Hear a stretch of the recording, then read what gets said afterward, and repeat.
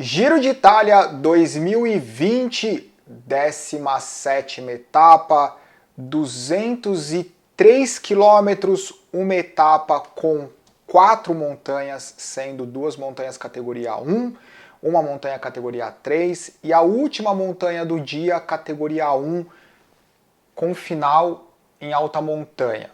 Uma fuga inicialmente com 18 ciclistas. A fuga foi embora, o pelotão ali comportado. Algumas coisas que estão chamando a atenção durante o Giro de Itália é a transformação da The Koenig Quick Step numa equipe lutando pela classificação geral, diferente do que aconteceu no Tour de France, quando o Julian Alaphilippe estava com a camisa rosa, especialmente em 2019, dava para perceber que era uma adaptação do plano, mas é diferente você transformar uma das equipes mais eficientes do planeta em sprint, ganhar etapa, ganhar provas clássicas, numa equipe, nos atletas, no comportamento dos atletas para trabalhar para a classificação geral.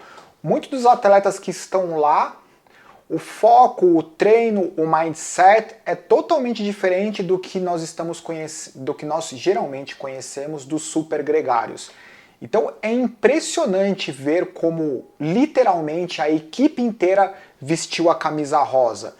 Uma das coisas que a The Koenig Quick Step consegue fazer com extrema eficiência, eles sempre foram uma equipe que tiveram vários talentos, mas eles conseguem priorizar cada talento numa determinada prova e tentar evitar atrito. Eu acho que a The Koenig Quick Step ela funciona tão bem como equipe que é bem difícil a gente observar algum atleta que sai da The Koenig Quick Step e consegue ter o mesmo nível de performance em qualquer outra equipe. O nome mais recente que eu me lembro é o Terpstra, que saiu da The Koenig Quick Step e ele praticamente evaporou, nunca mais apareceu, e existem alguns outros, vários ciclistas. Méritos para The Koenig Quick Step e mais do que merecido para o João Almeida, porque ele tem mostrado a cada dia, a cada etapa, que ele merece a dedicação, o esforço e a doação dos atletas, porque afinal de contas, a partir do momento que os caras estão lutando pela classificação geral, eles perdem a oportunidade de vencer etapas. E isso tudo pode acabar do dia para a noite. Um exemplo é o que aconteceu com a Jumbo-Visma durante o Tour de France. Tom Dumoulin, especialmente o Sepp Kuss e o Van Aert. O Van Aert ainda conseguiu vitória em etapa. O Sepp Kuss foi uma doação total para o Primož Roglič, na verdade para a equipe, e quem representava a equipe era o Primož Roglič. No final das contas aconteceu o que aconteceu. Eu acho que todos os atletas eles têm o sentimento de que o Roglič ele fez o possível que ele tinha que fazer para vencer o Tour de France, mas no final das contas deve ser um sentimento... Começa a vir à tona, por exemplo, para o Sepp Kuss algum dia específico que ele deve ter se sentido extremamente bem e se não fosse o compromisso com a equipe, talvez ele pudesse ter ganho uma etapa. Só que isso faz parte do processo de ser ciclista profissional. Ao mesmo tempo que ele pode pensar que ele poderia ter ganhado uma etapa, ele tem que pensar que a possibilidade de ganhar uma etapa é porque ele está numa equipe como a Jumbo-Visma. Consequentemente, ele tem que fazer parte do sistema Jumbo-Visma, que no caso era proteger o Roglič. Por que eu estou falando isso? É porque eu estou assistindo o Giro de Itália, daí assistindo a Volta à Espanha, e daí vem todas essas informações. A gente pode falar sobre o Giro de Itália, 17ª etapa, os 200 e poucos quilômetros, uma fuga com 18 ciclistas. Para mim, a grande surpresa ontem, no final da 16ª etapa, falando da luta da camisa azul, quando o Guerreiro colocou pressão no Giovanni Visconti. O Giovanni Visconti, que estava com a camisa azul até a 17ª etapa, ele fez uma declaração de que o favorito era o Guerreiro e que se alguém fosse ganhar a camisa azul seria o Guerreiro porque ele estava numa condição física muito melhor. Ele falando isso, vestindo a camisa azul, e deu para perceber que não é que ele estava fazendo declaração psicológica. Ele estava realmente entregando a camisa azul. Antes de perder os pontos, ele tirou a camisa azul e falou: Guerreiro, segura aí, meu, que eu tô cansado, sei lá, você tá muito melhor. Eu achei curioso pensar isso, ter consciência é uma coisa. Fazer declaração, entrevista, e daí, no final das contas, o próprio Giovanni Visconti estava completamente certo, porque na fuga de 18 ciclistas, inicialmente quem estava presente era o Guerreiro, que passou nas duas primeiras montanhas e a fuga entendeu que o interesse era dele, o Visconti não estava ali, então o Guerreiro ele acumulou o maior número de pontos nas duas montanhas que ele passou e ele assume a camisa azul. Duas primeiras montanhas categoria 1, sobe e desce, a fuga com os 18 caras, depois 15 caras, o pelotão sendo conduzido pela Deceuninck Quick-Step, com a Sunweb, que é outra equipe que se transformou de um ano para cá na roda da Deceuninck Quick-Step, e logo atrás a Ineos Movistar. Tô brincando, que é a Ineos que tem o comportamento da Movistar. A Ineos, ela dá a impressão que ela vai começar a defender os interesses do Theo Geoghegan, que é o quarto na classificação geral, com apenas 1 segundo para entrar no pódio do Hindley, que é o terceiro da Sunweb. Então a classificação geral é João Almeida, Kelderman, o Hindley da mesma equipe do Kelderman, e em quarto, a 1 segundo do pódio, o Theo Geoghegan. O que eu imaginaria que a Ineos faria nesse caso? Colocaria o time inteiro, o que sobrou do time ali, e falou assim, meu, a gente vai entrar no pódio. Pelo menos, a gente está 1 segundo. Equipe inteira, Filippo Ganna, o Rohan Dennis, coloca todo mundo para trabalhar para o Theo Geoghegan para garantir.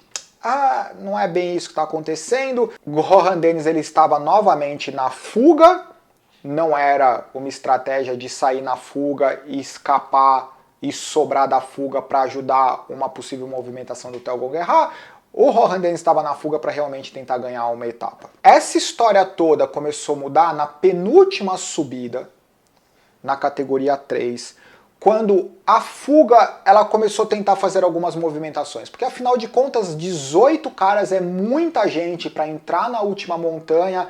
Então teve um determinado momento que teve quebra da fuga, daí voltou a fuga junto e eles subiram, desceram a montanha categoria 3. Quando eles entraram na última montanha, aí começaram algumas movimentações mais agressivas. Entre a movimentação que deu certo, entre as movimentações, a que deu certo foi do Ben O'Connor, que é o australiano da NTT, que saiu ontem, estava na fuga, e ele chegou em segundo atrás do Tratnik, da Bahrein McLaren. E é engraçado que os dois são super jovens, o Ben O'Connor tem 24 anos, o Ben O'Connor saiu no segundo dia consecutivo na fuga, fez movimentação decisiva no segundo dia consecutivo, ontem foi segundo, hoje primeiro, ganhou a etapa. Uma das coisas mais legais do ciclismo, levando em consideração o quanto difícil é ganhar um estágio de uma grande volta, daí você vê um cara de 24 anos completamente emocionado por vencer uma etapa, é muito bacana. Ben O'Connor ganhou a etapa de hoje, chegaram alguns caras que sobraram da fuga, o foco era todo para a classificação geral. Quando eles estavam no começo da última montanha, o Kelderman, ele fez na verdade o Hindley tentou fazer uma movimentação que foi seguido imediatamente pelo Kelderman. Hoje foi o primeiro dia que deu para perceber que talvez o Hindley tivesse carta branca, não para ganhar a etapa, mas para tentar se distanciar um pouco do Theo Geoghegan, porque a diferença deles é só de 1 segundo para o pódio. Então a impressão que deu hoje, nessa movimentação do Hindley, lá no começo da última montanha, ele saiu, foi seguido imediatamente pelo Kelderman. Quem que fechou o gap?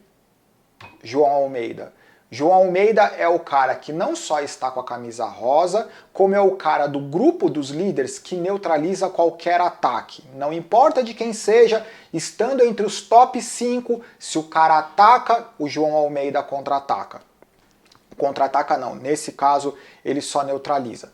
Todo mundo neutralizado, todo mundo junto, indo em direção à linha de chegada. Não tinha muito o que fazer, não tinha muito tempo para ganhar, então começou a acontecer algumas aceleraçõezinhas ali só para tentar ganhar um segundo que seja, Rafał Majka até o Guggenheim e o Hindley. Ali na chegada eu tive a percepção de novo pessoal, a Sunweb ela permita com que ou favoreça situações para que o Hindley aumente a diferença em relação ao Theo Guggenheim, para eles colocarem dois caras no pódio do Giro de Itália, o que seria uma situação muito boa para eles. E lembrando que a diferença do Kelderman é apenas de 17 segundos em relação ao João Almeida.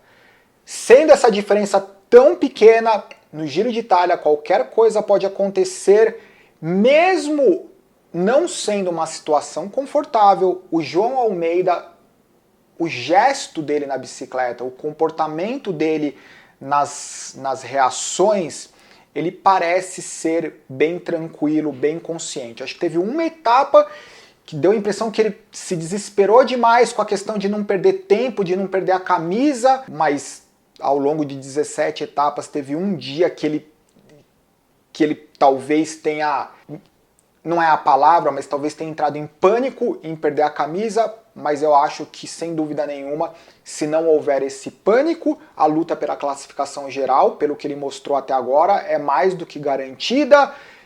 Tem que torcer, porque a diferença é pequena, eu tô torcendo, mas eu também gosto de torcer pelo espetáculo. Essas diferenças pequenas, elas são emocionantes para que alguém tenha o desejo de fazer algo especial. Eu ainda acho que o cara mais perigoso desse grupo, mesmo levando em consideração a diferença, é o Nibali.